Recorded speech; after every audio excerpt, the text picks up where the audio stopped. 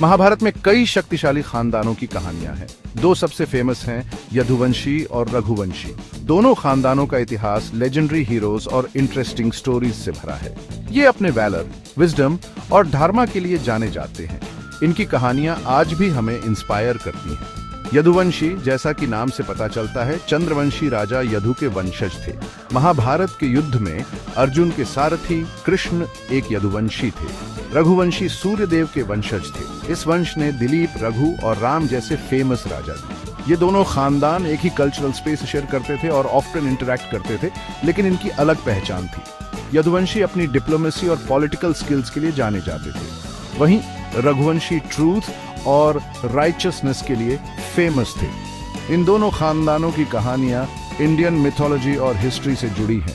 ये ancient Indian society, values और beliefs की जानकारी देती हैं। इनकी कहानियां हमें ड्यूटी, ऑनर और राइचसनेस की याद दिलाती हैं। यदुवंशी, राजा यदु के वंशज, अपनी पॉलिटिकल स्किल्स और अलायंसेस के लिए जाने जाते थे। ये स्किल्ड वॉरियर्स और रूलर्स थे जिन्होंने एक विशाल और प्रॉस्परस किंगडम बनाया। इस वंश ने कई नोटेबल फिगर्स दिए, लेकिन सबसे फेमस कृष्ण है। कृष्ण को विष्णु का अवतार माना जाता है। उन्होंने महाभारत के युद्ध में इंपॉर्टेंट रोल निभाया, पांडवों को जीत की ओर गाइडेड किया और धर्मा की रक्षा की। भगवत गीता में कृष्ण की टीचिंग्स आज भी लाखों लोगों को गाइड करती हैं। कृष्ण के लीडरशिप में यदुवंशियों ने अपनी राजधानी द्वारका में बनाई, जो माना जाता है कि समुद्र में डूब गई। कृष्ण की विजडम और डिप्लोमेटिक स्किल्स ने कई कॉन्फ्लिक्ट्स को रिजॉल्व किया और पीस मेंटेन की। अपनी पावर और इन्फ्लुएंस के बावजूद यदुवंशियों का अंत ट्रैजिक था। जैसा कि भविष्यवाणी की गई थी, एक कर्ज के कारण उनका डाउनफॉल हुआ, जो दिखाता है कि कितने भी बड़े एम्पायर्स का अंत हो सकता है। रघुवंशी सूर्यदेव के वंशज राइचसनेस और ट्रूथ के लिए जाने जाते हैं। इस वंश में दिलीप, रघु और राम जैसे लेजेंडरी राजा हुए जो धर्मा के लिए जाने जाते थे। राजा दिलीप अपनी पार्टी के लिए जाने जाते थे। एक बार नंदी भगवान शिव के बैल का सम्मान नहीं कर पाए, इस कारण उनके कोई संतान नहीं हुई। नंदी की सेवा करने के बाद ही उन्हें पुत्र प्राप्त हुआ। रघु इस वंश के नेमसेक एक पावरफुल और जस्ट रूलर थे, जिन्होंने कई कॉन्क्वेस्ट से अपना किंगडम एक्सपैंड किया।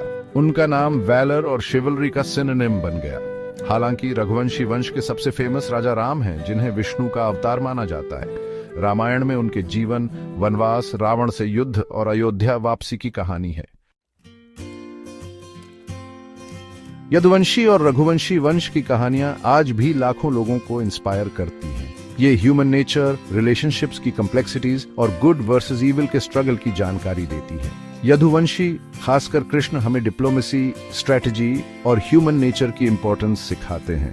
भगवत गीता में कृष्ण की टीचिंग्स हमें बिना रिजल्ट्स की अटैचमेंट के अपना ड्यूटी करने की इंपॉर्टेंस सिखाती है। रघुवंशी, खासकर राम, राइचसनेस, ट्रूथ और इंटेग्रिटी के आइडियल्स को एम्बॉडी करते हैं। राम की लाइफ स्टोरी हमें प्रोमिसेस रखने, धर्मा का पालन करने और जस्टिस के लिए लड़ने की इंपॉर्टेंस सिखाती है। ये एंशिएंट टेल्स हमें टाइमलेस विजडम देती है। ये हमें याद दिलाती हैं कि दुनिया चाहे कितनी भी बदल जाए, करेज, कंपैशन और राइचसनेस की वैल्यूज हमेशा इंपॉर्टेंट रहेंगी।